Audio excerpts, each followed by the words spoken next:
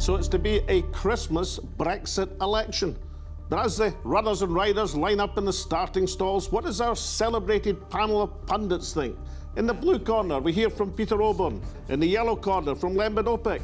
And from the tartan corner, from Michael Fry. If anyone knows what's going to happen over the next few weeks, they will. Watch the Alex Salmond Show, on air and online.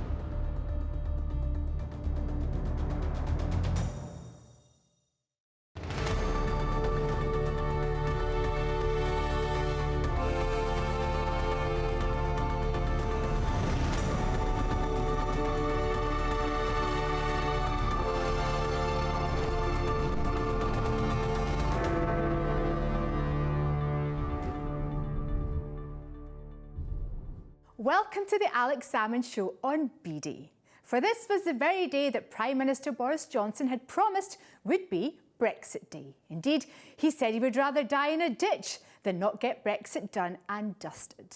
But as ever, in the Brexit melodrama, there was a twist in the plot, or at least a big spoke in the Boris wheel. The House of Commons did pass his Brexit bill, but turned down his timetable, leaving it at the mercy of short amendments and long speeches.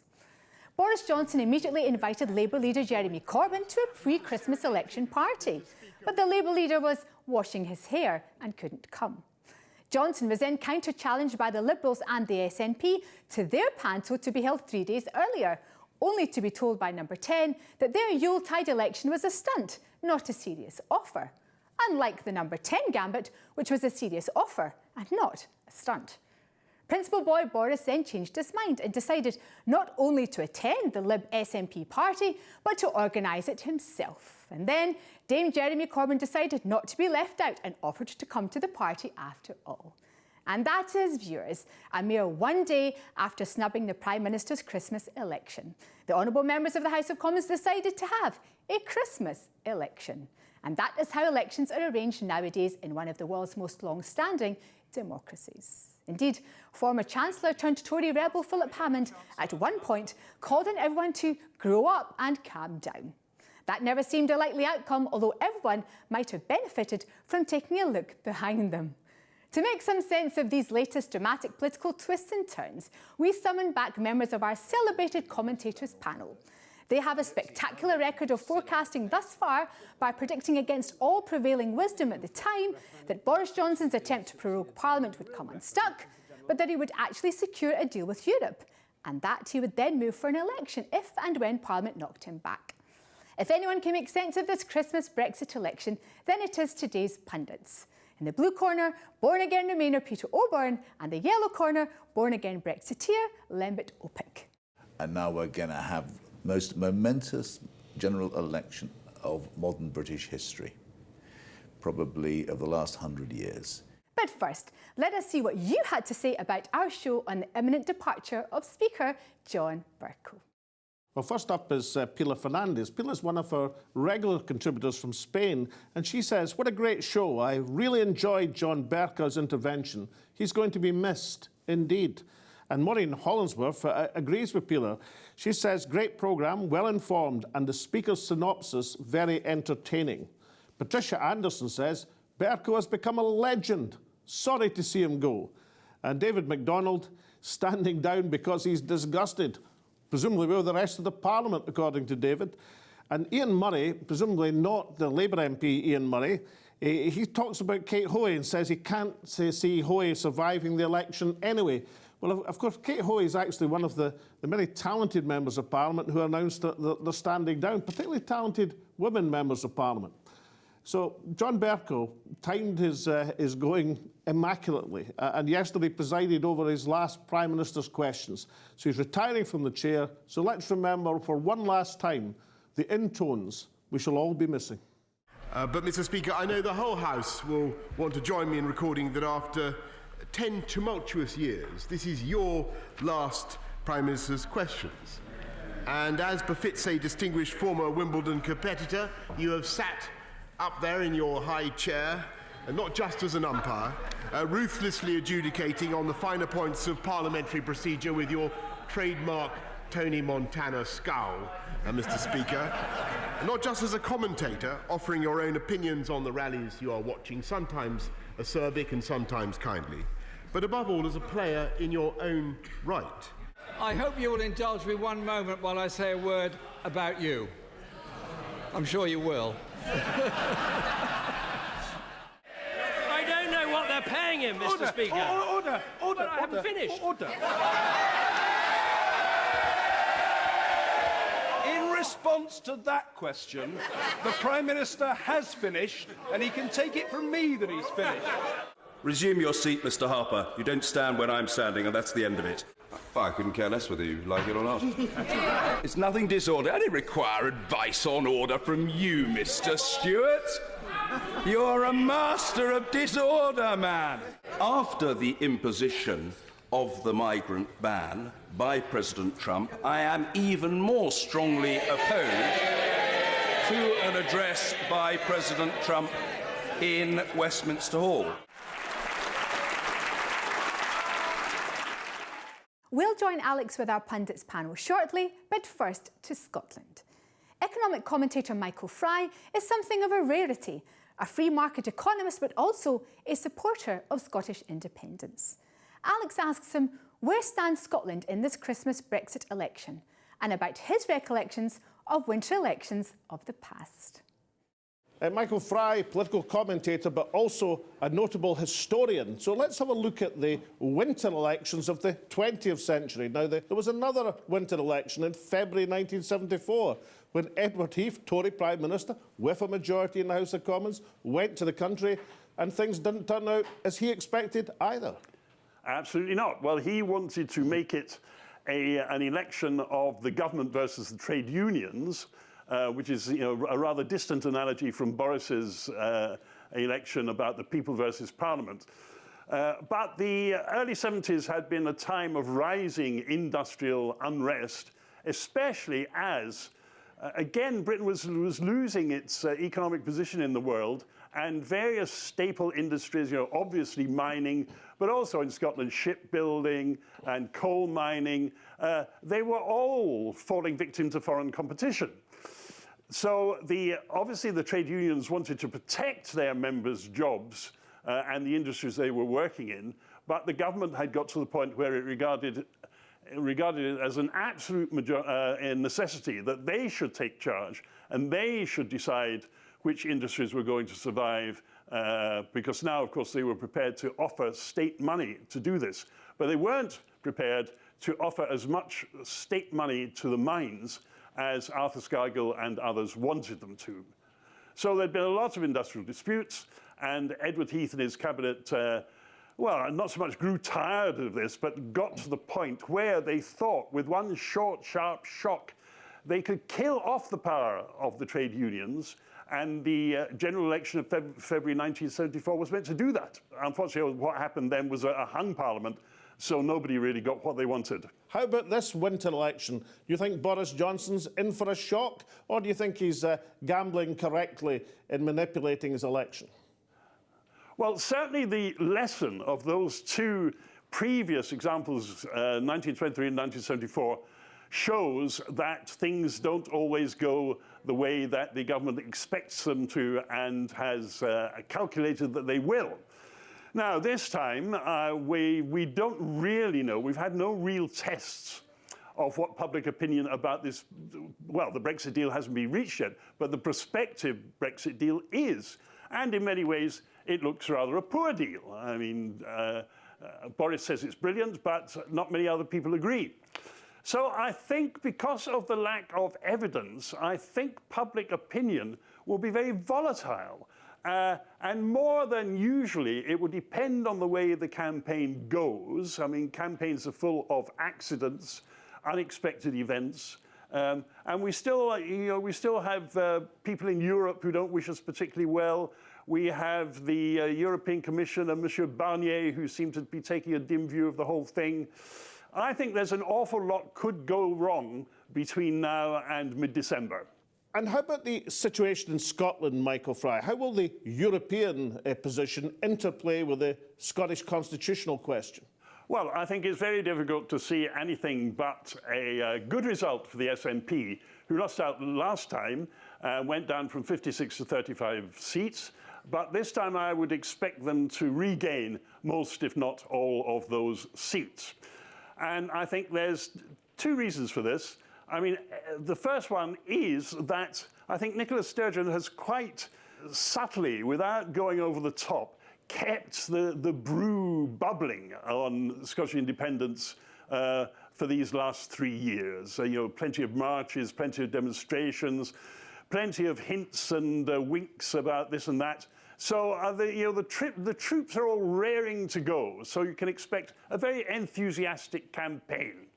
But at the same time, the actual object, the purpose of the election is to decide about Brexit. And that then awakens the original SNP idea that because Scotland voted so heavily in favour of Remain at the European referendum, this gives us a mandate to go again for independence, even if the attention of the UK is riveted on something else. So I think at the end, we'll get two positive results from the point of view of the SNP. We'll get a big increase in seats, and we'll get a mandate for a new independence referendum. Now, the question then is whether Boris, if he wins the election, will grant that referendum, to which the answer, I think, is no, or whether there's going to be some other combination of parties through which it might be achieved. And does that mean the SNP are staking everything on another hung parliament and being able to exert influence to secure the Section 30 order that Nicola Sturgeon wishes in order to sanctify another Scottish referendum? Well, I think in practical terms, that's the only way it can come. You would have to have a minority Labour government dependent on the SNP, not necessarily in coalition, but dependent for certain matters on the SNP members of the House of Commons. And then the condition of that support would be that Jeremy Corbyn would permit another independence referendum. Now, he's already said that he's not willing to do that, but let's just wait and see what the outcome of the election is. I mean, it may be that Jeremy Corbyn, if he wants to be Prime Minister, I'm not entirely sure, if he wants to be Prime Minister, will really have no choice. And a final question, Michael Fry. You're an unusual beast in Scottish politics in that you're a free market supporter of Scottish independence. What changes would you like to see in how the independence argument is deployed? Well, I don't think ahead of a referendum, ahead of the actual achievement of independence, there's much chance of changing the policies of the SNP. I mean, I'm not sure they're set in stone, but they certainly have very heavy majorities in the conferences. But, the real world awaits out there. And the real world is composed of free markets, I'm afraid. And if Scotland wishes to participate in the international economy, then free markets is the only way to go. Michael Fry from Edinburgh, thank you very much indeed. Join us after the break, where our panel of political pundits will answer the questions on where the parties stand as hostilities start. Welcome back. As the runners line up for the Christmas election race, the best people to mark your card are our panel of pundits. Peter Oborne knows more about the inner workings of the Tory party than any other commentator, while Lembit Opik is a former presidential candidate of the Liberal Democrats. They are both in conversation with Alex. So what about the circumstances of this general election being called? A bit of a pantomime, isn't it? I mean, on Monday, the House of Commons solemnly throws it back in the Prime Minister's face, and then Tuesday everybody agrees we're going to have the election after all. How about the circumstances of this election being called? Well, I sort of think it was needed. I mean, whether or not, whatever the circumstances, I think we needed to have this out.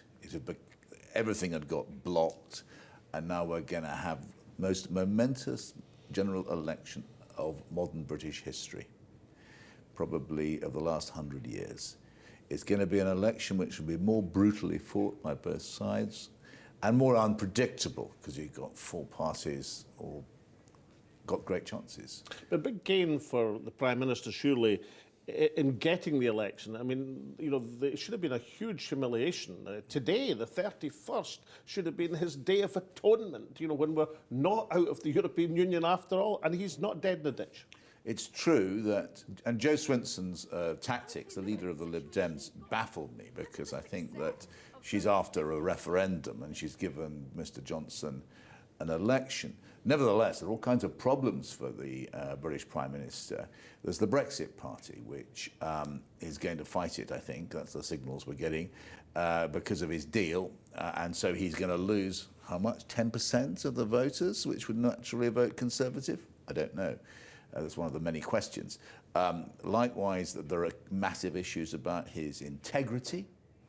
He's a man who keeps on making broken promises and telling lies. It's a big problem for a British Prime Minister into that election.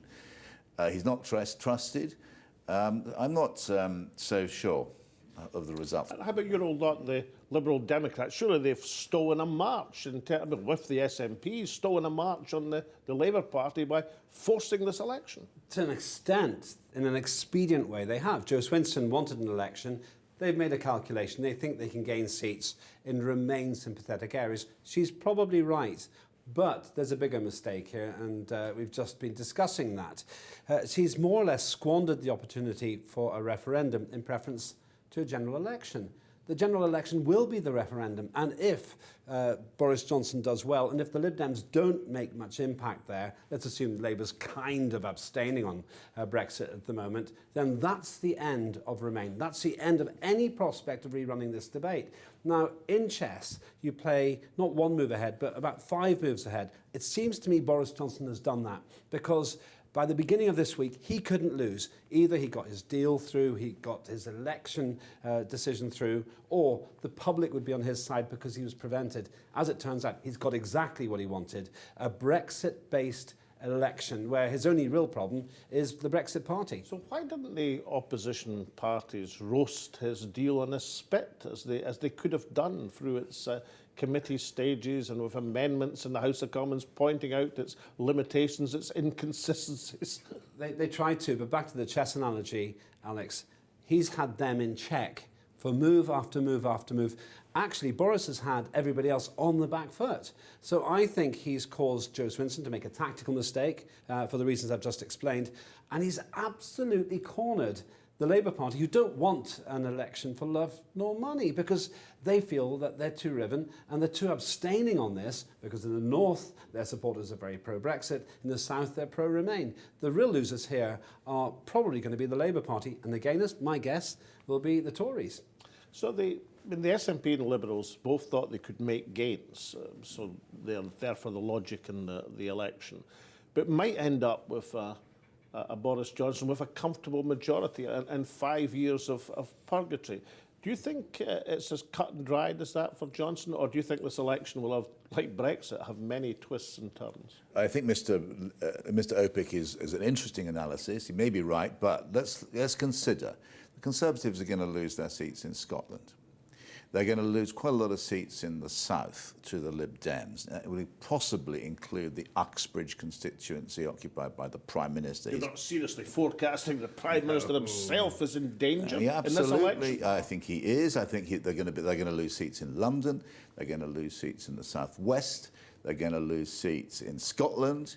The question then, whether the mythical working class vote, the Brexit vote, up in the northeast and in the Midlands, they're going to come out, abandon Labour and go on to the Conservatives.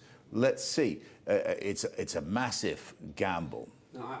Since we're being formal about it, I beg to differ, Mr. Oborne, because as far as I see it, we overestimate party loyalty at the moment and underestimate the power of Brexit. Lots of former Lib Dem seats are really pro-Brexit, especially in inner London. There will be an uplift for the Lib Dems, I think particularly, as you say, in the southwest, but by and large, the great rich pickings here are in the north of England for the Conservatives, where the Labour Party really need to look pro-Brexit to keep that vote in. But the big fly in the ointment for Boris Johnson is Nigel Farage and the Brexit Party. If he doesn't do a deal there, and I totally agree with you on this, then he's got 10% as a hostage to fortune. I personally think he has to have a backdoors chat with Nigel Farage. Then he's all set. But something else might rain on Boris's parade, and that is Jeremy Corbyn. In the last election, every single political commentator underestimated Corbyn's ability as a campaigner. He may not be the best or even mediocre parliamentary leader, but as a campaigner in the last election, he clearly outshone Theresa May. Absolutely, and I think that I don't necessarily share your assumption they're going to abstain on Brexit. I don't know what the Labour Party position is. It's well, a really. Can they do that? I would guess they will back a referendum. That's what they seem to be have been moving towards. In other words, they're going to soak up quite a lot of Remainer votes. They're going to. I think they will risk their northern votes. I don't see how they can just sit on the fence throughout the general election. But the problem with that, Peter, is if they go for referendum, that's actually being superseded by the real referendum, which is the general election. If you really are obsessed with Remain, you vote Lib Dem. If you're obsessed with Brexit, you vote Tory or maybe Brexit Party. The Labour Party is so visibly split with a leader who's jumped both ways himself. I just don't think they've got a strong message. Are you convinced that this will be, I mean, it's certainly going to be a Christmas election. You know, we should all be watching, oh, It's a Wonderful Life. We'll be watching political debates. But are you convinced it's going to stay as a Brexit election? Well, I think it will do because of the fact that Boris Johnson's got the dream ticket here. Nothing's really been formally agreed. If it had all been done and dusted to third reading, royal assent, then we could talk about the health service and everything else. But so you're saying it suits Boris Johnson not to have his deal through the Commons because it will still be to be decided at the election? It suits four parties. Boris Johnson as a Brexiteer, to some extent Nigel Farage, who can wag the Tory dog if he gets it right, the Lib Dems, who will make some modest gains as Remainers, the SNP, because they've got their agenda. The one party this doesn't suit is the Labour Party, and that's where the cannibalisation of votes will take place.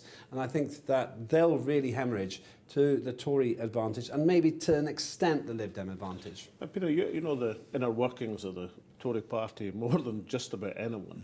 The departure of so many of the Tory wise heads, how is that? I mean, I saw earlier this week, Philip Hammond desperately trying to stop an election, appealing for everybody to grow up and be cooled down. Of course, that wasn't likely to happen.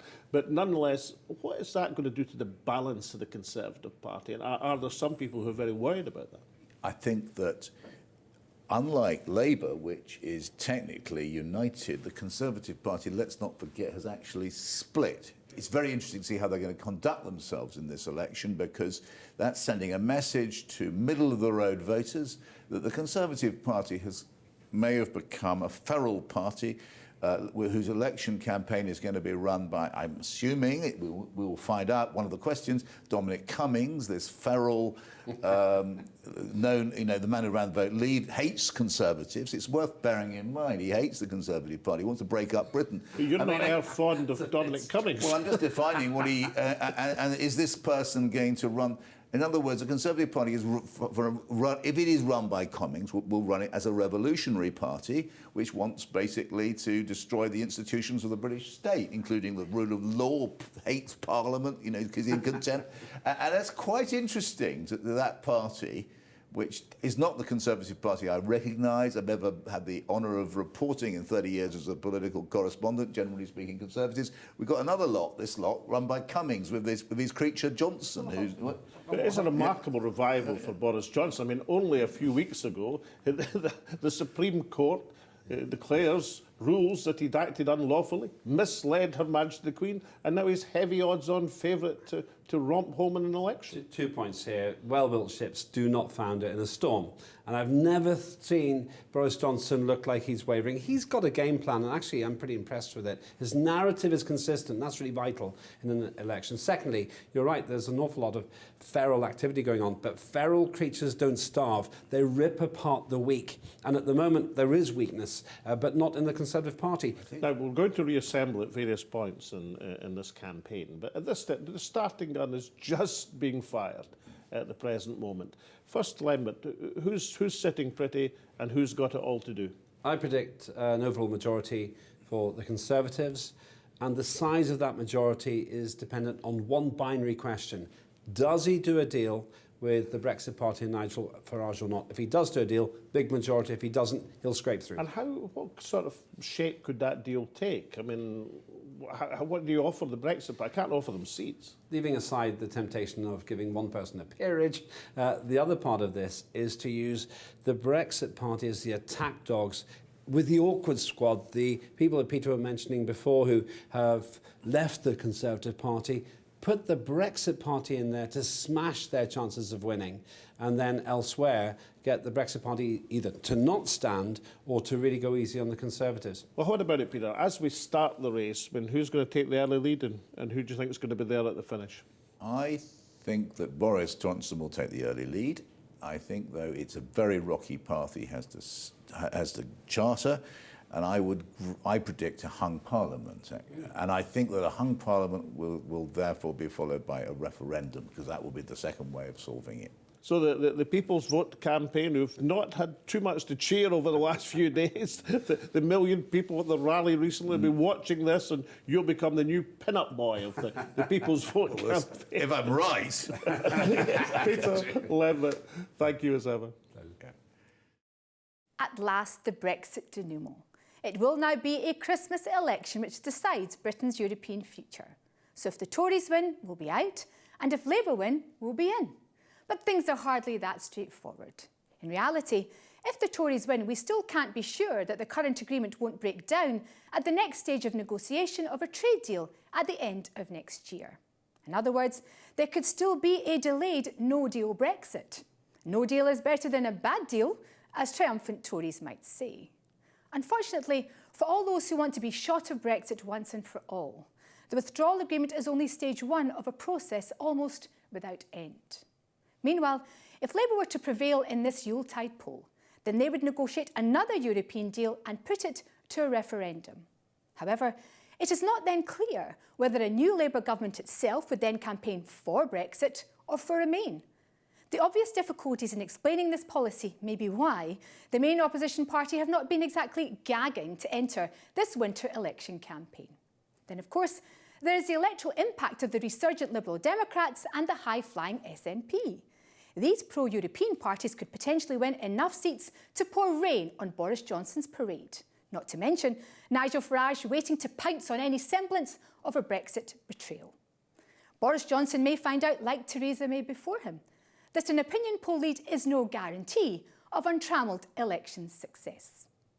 And as historian Michael Fry reminded Alex, the one consistent feature of winter polls over the last century is that they did not turn out as expected, at least by those who called them. The Tories still start as heavy favourites, and few commentators give Labour much of a chance, but then just about everybody wrote off Jeremy Corbyn last time round, and just about everybody was wrong. All these imponderables suggest that our political pundits may have to reconvene ere long to fully explain the next turn in the road to Brexit. They'll examine how the campaign is going. When it comes to this election, we see as through a glass, very darkly indeed. And all will become clear only when it is finally over.